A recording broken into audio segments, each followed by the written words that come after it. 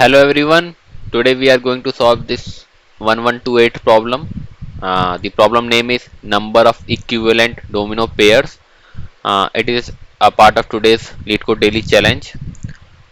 Easy type question. So basically over here we have given list of dominoes where dominoes I equal to a comma b is equivalent to domino I c comma d if and only if either a equal to c or and b equal to d, or second condition is a equal to d and b equal to c, right?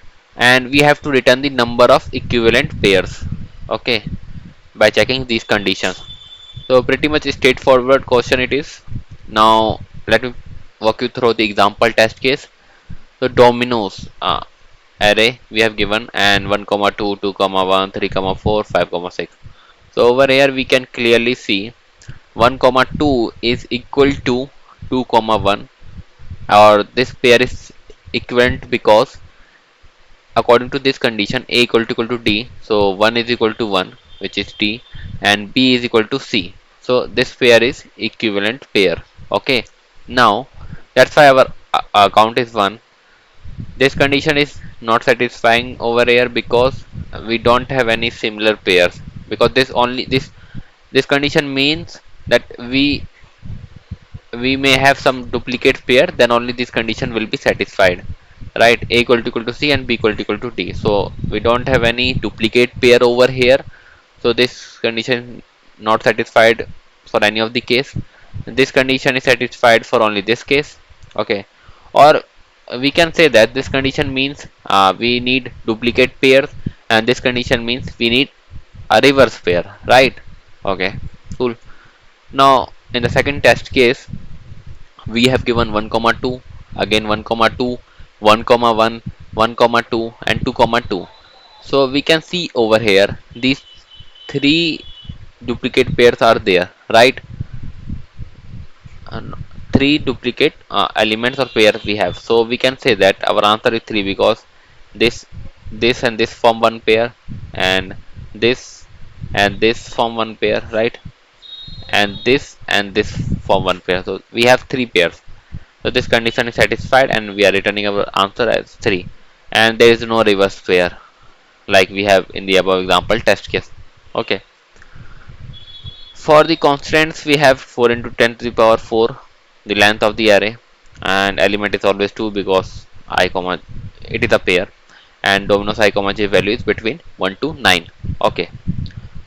So we in the brute force approach what we can do, we can compare this index value with every other index and check whether it is forming a equivalent pair or not. If it is forming, then we can increment our count simply. But as the constants are 4 into the 10 to the power 4, and if we use big of n square approach or double loop or nested loop, then we will get TLE, right? So we have to think something in big of n or big of n log n approach. Okay. So what we can do over here, we can see that we have to check for duplicates, we have to check for reverse pair.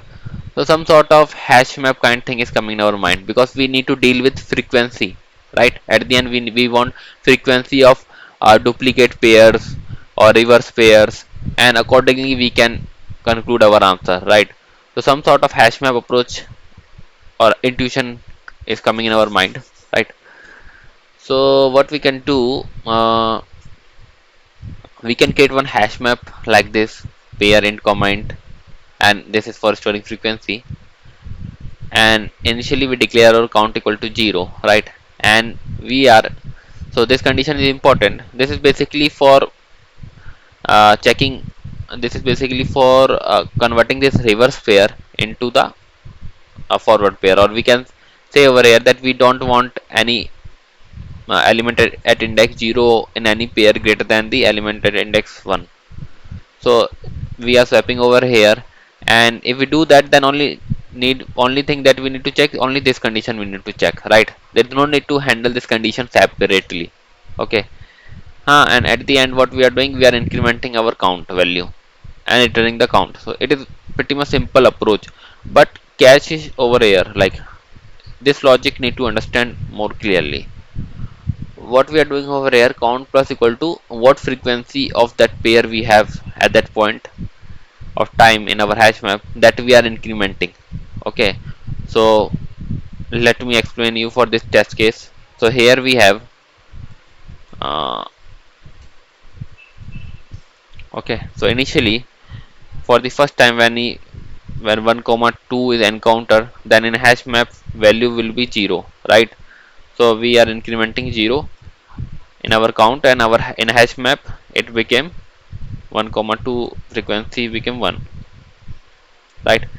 For the second time this count become equal to 1 because hash map value is 1 previously, and m 1 comma 2 become 2. For the third time this count plus equal to 2, right? Because our previous frequency is at current frequency m 1 comma 2 is equal to 2, so we are incrementing this, and 1 comma 2 become equal to 3. Okay, so what we will have in count variable at the end, count is equal to 3, which is our answer. Okay, so basically 1 this pair, this pair, and this pair. Okay, so count equal to 3. So we can't do simply count plus plus, count plus equal to 1, right? Then we will get a wrong output, right? Or we are not able to cover all possible pairs. Let me explain you more clearly this thing. Okay, so for example, if we have two similar pair, sorry, I have written pair. If we have two similar pair, then count will be 2 only. Okay, sorry, count will be 1, 1 comma 2 and 1 comma 2. Count will be 1. Okay, we have only one pair, right? And if we have three similar pair like this, then we have these many combination, these three combination we have, right? And if we have four similar pairs, then we have six combination, 1 comma 2, 2 comma 3, 3 comma 4, 1 comma 3, 1 comma 4, and 2 comma 4. So from this pattern or from this observation we can conclude one pattern. So where n is the number of common pairs or number of similar pairs, and this will give us, this formula give us the count. So for 4 pair it will give us 4 into 3 divided by 2, which is equal to 6, right? So we can use this formula also, and this thing is also similar to that formula. So instead of using formula we are adding like this, 1 plus 2 plus 3 plus 4, like that we are adding. Okay, so this is more optimized way, or we can say that, and doing that same thing in a one line without using any formula, but we can use formula also over here at the end. Okay, so let me run this code. Okay, it is passing the test cases. Let me submit it.